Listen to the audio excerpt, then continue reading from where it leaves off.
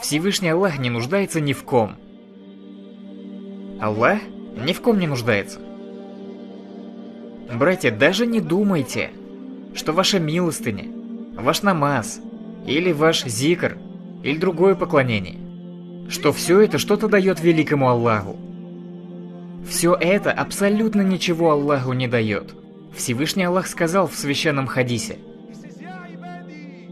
Говорит Аллах: «О мои рабы, не только мусульмане, а вообще все, о мои рабы, если первые из вас и последние из вас, то есть все от первых и до последних людей, если все вы, люди и джинны, если все вы соберетесь вместе и будете поклоняться, поклоняться, поклоняться и поклоняться мне, пока все вы как один не станете подобны лучшему из вас, это не прибавит мне величия.